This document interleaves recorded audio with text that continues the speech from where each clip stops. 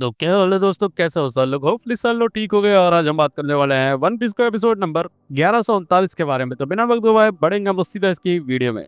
Episode की शुरुआत में देखने को मिलता है बस्टर कॉल का ऑर्डर हो चुका होता है। कुमा को लेके भाग रही होती है एटलस, साथ ही होती है बोनी, सांजी और फ्रैंकी। वेगापंक जो होता है वो रिक्वेस्ट कर रहा होता है कि इस बस्टर कॉल को हटा दिया जाए।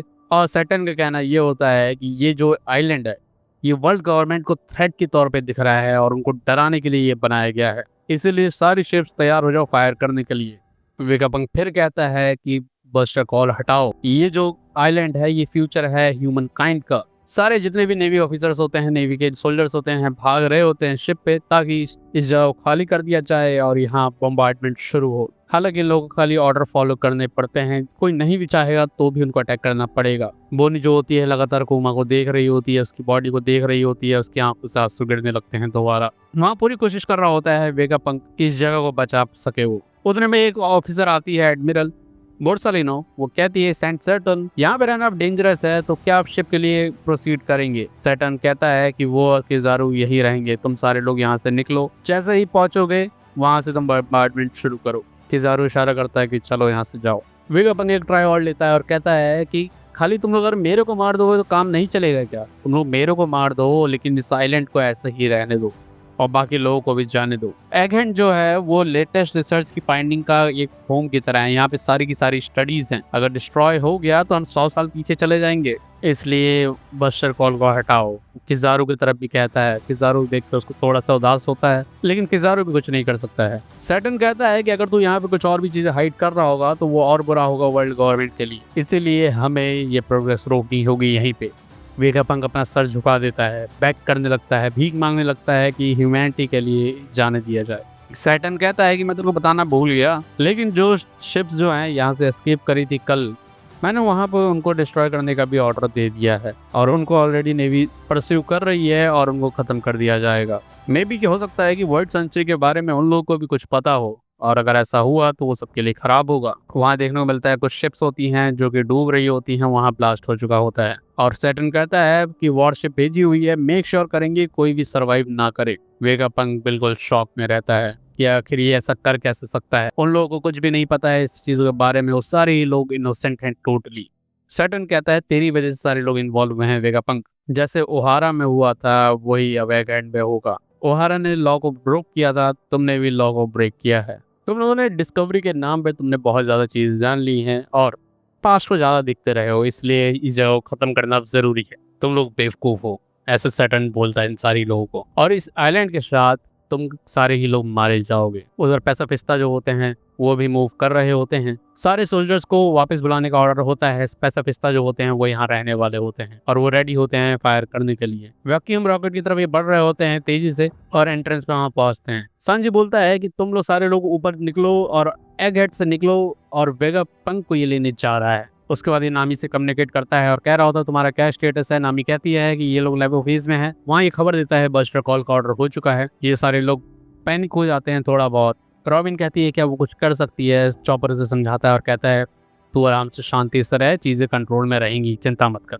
लूफी के बारे में नामी पूछती है तो वो कहता है लूफी अभी दिखाई नहीं दे रहा है, लेकिन वो डेफिनेटली ठीक है, उसकी चिंता मत करना। जिन भी जो होता है वो गया होता है जोरो के पास, क्योंकि वो लुचू से अभी भी लड़ रहा होता है। ब्रूक जो है वो लिलिथ की हेल्प करने गया होता है, उसके पास कुछ आइडिया होता है सनी को मूव कराने का, और देखने को ये मिलता है कि सनी पे बैठ के ये लोग आगे तेजी से मूव कर रहे होते हैं। पता चलता है नीचे की जो एरिया होता है सरफेस, उसको वो पानी पानी कर देता है और उस पर मूव करके ये तेजी से जा रहे होते हैं। ये पूरे बादल को फ्रीज करता है, बीच में पानी रखता है और ताकि ये तेजी से मूव करते हुए आगे जा रहे होते हैं।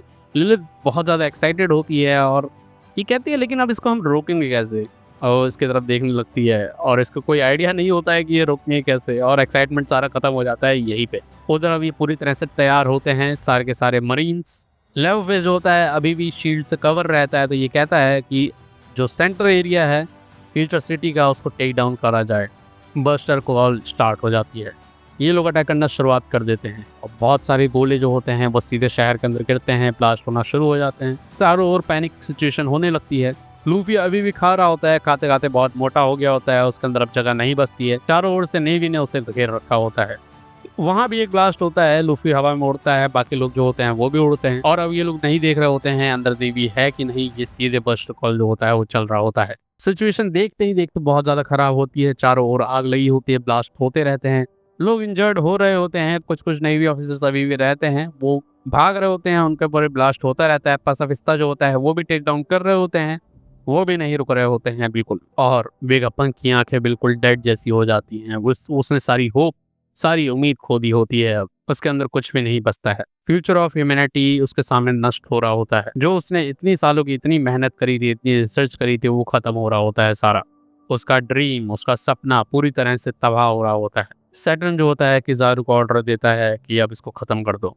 किज़ारू मूव नहीं करना चाहता है लेकिन वो मजबूर होता है।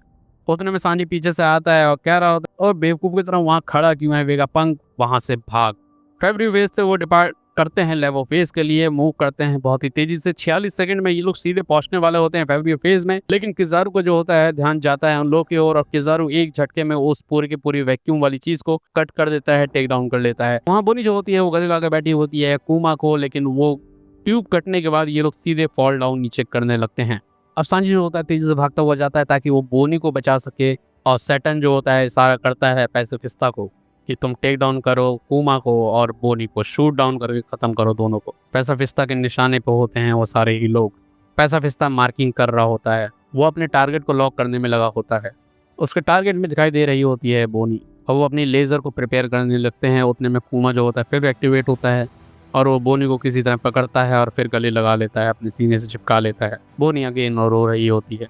अब ये फ्री फॉल होकर नीचे गिर रहे होते हैं तेज़ी से और सैटर्न हँस रहा होता है और कह रहा होता है ये कितना अमेजिंग है कि जिस बाप ने अपनी बेटी को बचाने के लिए अपना सब कुछ सेक्रीफाइस कर दिया, अपनी एक-एक चीज़ दाँव पे लगा दी, अपने आप को भी नष्ट करने के लिए वो तैयार रहा। आज उसी के क्लोन से उसको मारा जाएगा। इतनी बड़ी बेवकूफ़ी करी है उसने। इसे कहते हैं दुनिया का सबसे बड़ा बेवकूफ़ होना, ऐसा सैटर्न पूमा के लिए बोलता है और कहता है कि ये जो कीड़े-मकोड़े हैं इन लोगों के साथ ऐसा ही होना चाहिए, इंसेक्ट्स है ना ये, तो ऐसे ही कुचले जाने चाहिए। उसके बाद वेगापंक जो होता है वो कहता है मैंने जब सुना कि ये पायरेट बन गई थी बोनी, वर्स्ट केस सिनेरियो जो था मेरे दिमाग में फ्लैश आउट हुआ था और वो यही था कि कहीं ऐसा ना हो कि जो तेरे फादर के नज़दीक पैसे भेजता रहे हैं वो उनको ही शूट डाउन तुझे ना करना पड़े और वो तेरे को ह्यूमन रिकॉग्नाइज नहीं करेंगे कि वो डॉटर है इन लोगों की और एक साथ शूट होने का पूरा इशारा हो जाता है। सांजी दौड़ता हुआ जा रहा होता है ताकि वो किसी तरह बचा सके। बोनी इसको गले लगा के बैठी रहती है और वो अपने आप को मरा हुआ ही मान रही होती है। लेकिन दूसरे ओर देखने को मिलता है कुछ मरीन की शिप जो होती हैं वो ब्लास्ट हो गई होती हैं। जो मरीन ऑफिसर होता है वो कह रहा होता है एस्केप वेसल डिस्ट्रक्शन जो है वो फेल हो गया है, किज़ारू को जल्दी से जल्दी कांटेक्ट किया जाए और मरीन की शिप के जो झंडे होते हैं वो डूब रहे होते हैं और वो खबर देते हैं कि वो लोग एग हेड की तरफ बढ़ रहे हैं तो सतर्क रहें और इसके साथ खत्म हो जाता है ये वाला एपिसोड। अब कौन बढ़ रहा है यार एग हेड की तरफ वो देखना बहुत ही ज्यादा इंटरेस्टिंग होगा। तो इस वीडियो में इतने रखेंगे। वीडियो पसंद आई तो वीडियो को लाइक करेंगे, चैनल को हमारे सब्सक्राइब करेंगे। मिलते हैं अगली वीडियो में, तब तक के लिए बाय बाय, सायोनारा, जय श्री राम।